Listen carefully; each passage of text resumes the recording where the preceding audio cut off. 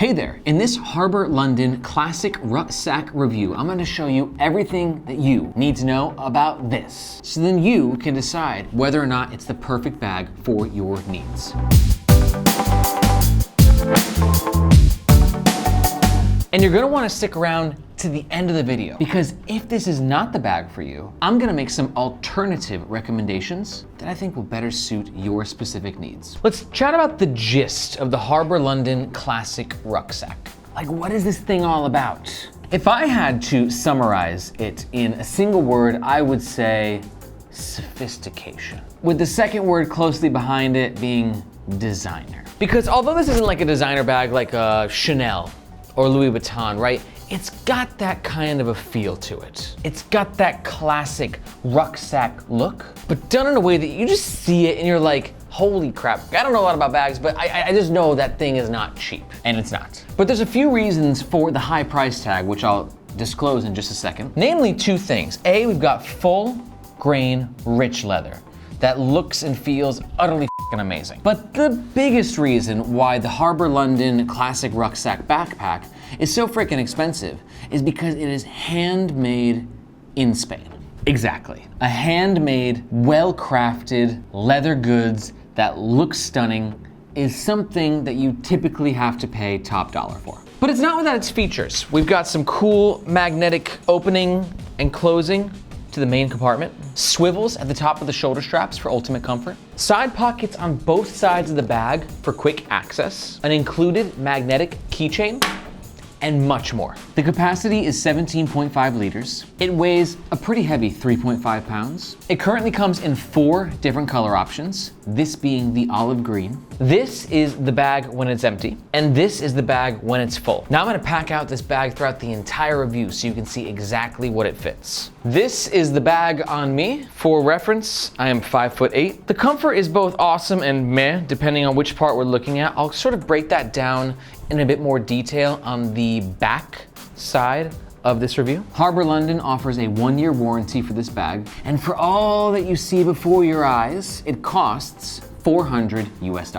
Woo-hoo-hoo. Now that's gonna be out of a lot of people's price range, but if it's in your price range, and if at any point in time you were like, holy effing moly, that's the backpack of my dreams. Handmade in Spain, full rich grain leather, sweet ass freaking look, count me in. And if you're going to make a purchase at any point in time, we do ask that you do so using the first link in the description. That link does 2 things. It makes sure that you get the best price, and it also helps to support the Nomads Nation YouTube channel.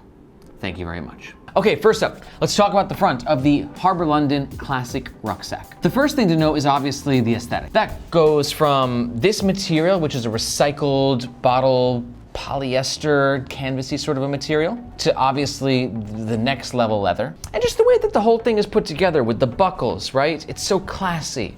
But even with the logo, this logo doesn't look like it's like a modern tech logo. This is a bag for like a lawyer, or a banker, or somebody who wants to be in that upper echelon of society type feel. When you are, grabbing $18 martinis, at a rooftop bar in Manhattan, and someone's like, oh, John, lovely bag, where did you get it? And you're like, oh, actually, it's handcrafted in Spain, right?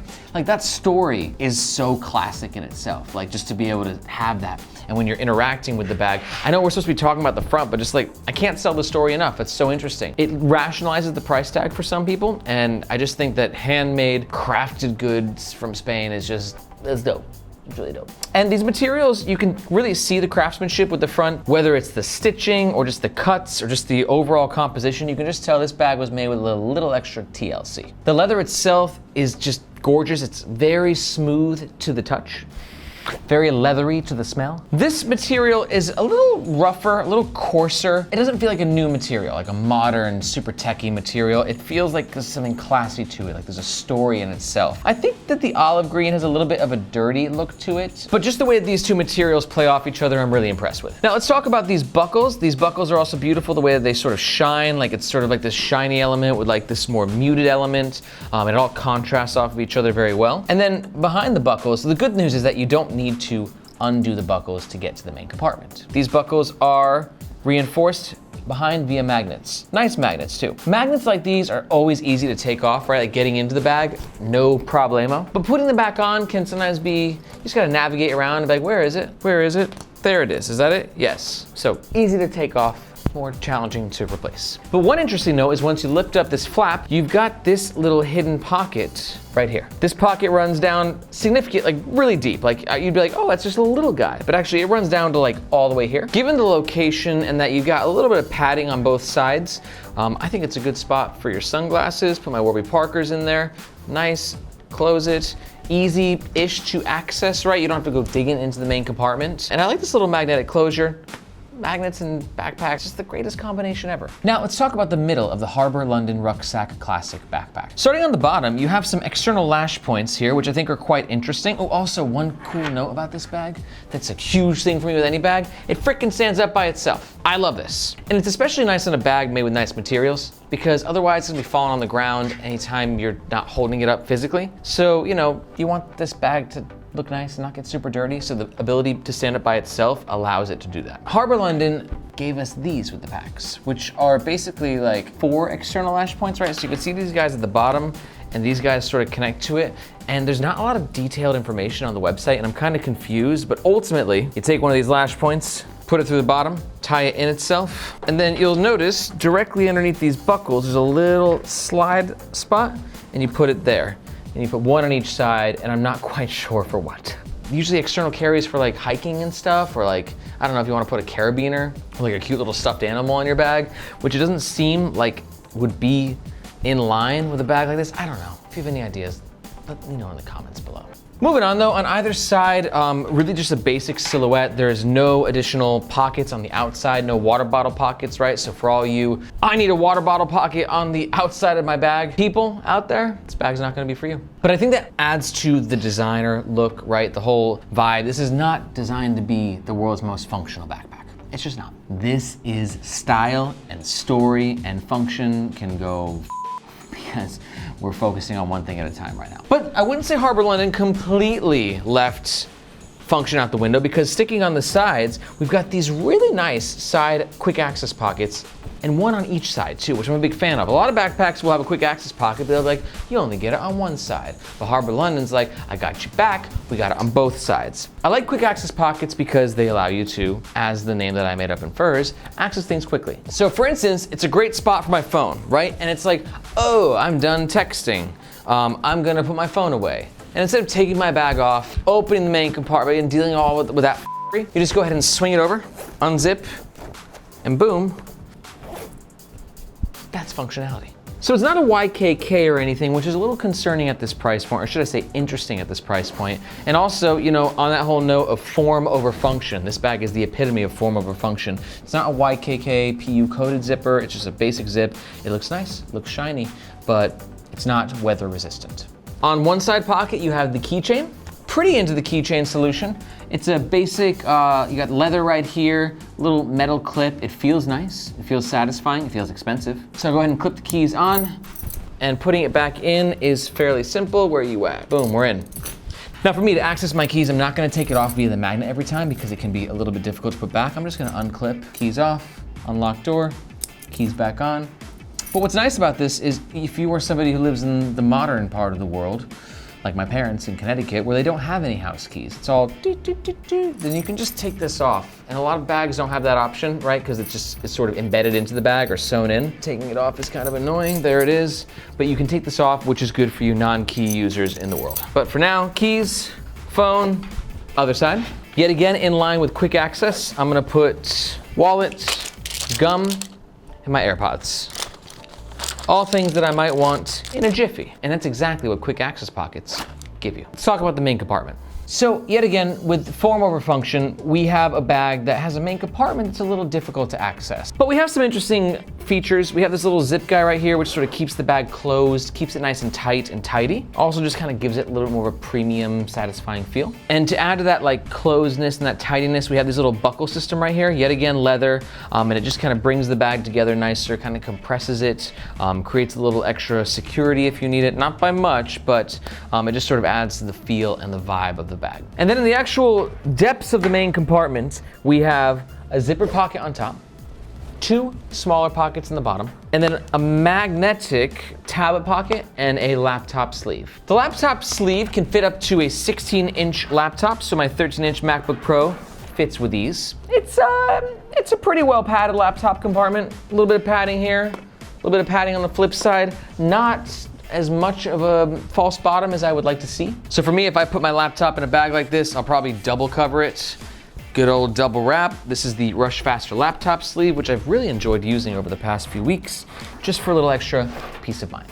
Now, next we have the tablet compartment. I'm gonna throw my Kindle in there. This has a magnetic closure. Yet again, a little extra tidiness, a little extra satisfaction. I'm gonna be honest, I think these 2 pockets at the bottom are borderline useless. Just the reason being, like, putting things in there, this is a really floppy sort of a pocket area. For a zipper pocket, it's fine, right? Because the zipper can close, and then whatever's in that pocket will stay in that pocket. But it's a little flimsy, and the non-zipper pockets, I just feel like anything you put in there is gonna end up coming out, and it's kind of difficult to access, so I would just forget about those pockets. I'm also gonna throw some over-the-head headphones in there. Those are my new Sonys. And then at the top, we have another pocket right here. And for me, I always like to bring a couple snacks around, so I think that's a good spot for my protein bars.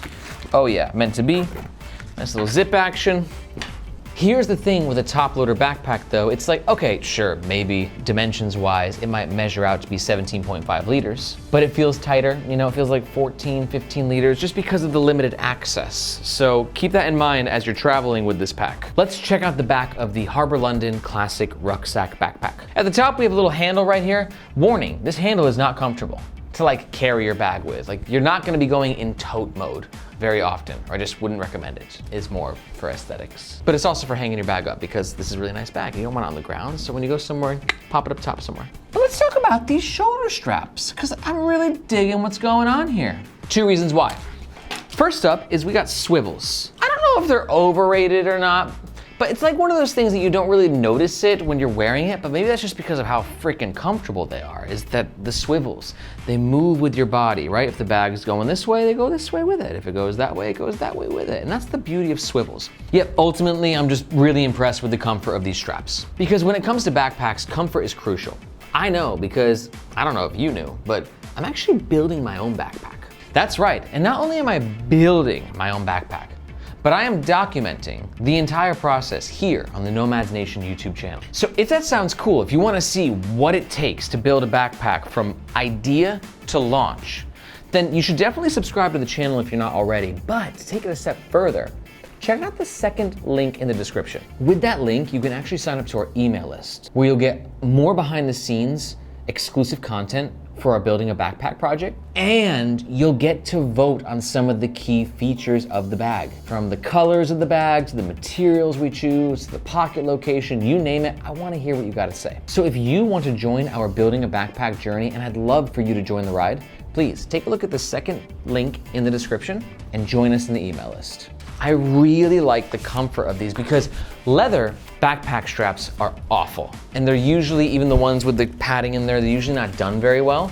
But they did a really nice job here with the sewing and the craftsmanship as to where they're like, hey, we're gonna put form over function, but not form over comfort. Except for maybe the back panel, but we'll talk about that in a sec. Moving down with the shoulder strap, we've got this custom made hardware. Looks nice, feels nice, sort of like a metal material, which just gives it that whole sort of premium vibe.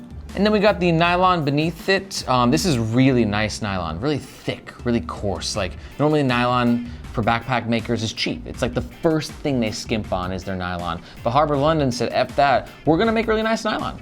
Unfortunately though, there's no nylon web holders, so these straps sort of get to do the strap dance, right? But because they're a thicker and coarser material, they sort of point outwards a little bit and away from your body, so they're less likely to agitate you or me as you're walking around the streets, right? There's nothing worse than these things just flopping all over the place. But this feels seamless, which I'm impressed by. But one thing I'm a little less impressed by is what's going on the back here. Now listen, I know a bag like this is not gonna have a 3D molded back panel, right? It's just out of line. But it should be noted that this back panel in general just is not going to give your back a lot of ventilation. You got some cuts here that are going to help, not gonna hurt, but not as much as like a 3D molded back panel would. A little bit of padding, but really this back panel, you know, I would say if you live in Bangkok, this bag's gonna make you pay for it. If you're in a hotter environment, sweaty environment, humid environment, this back panel, you'll notice the lack of ventilation. But I do love this part right here, which is the luggage pass-through holder. So if you are traveling and you are taking a suitcase, you can go and slide this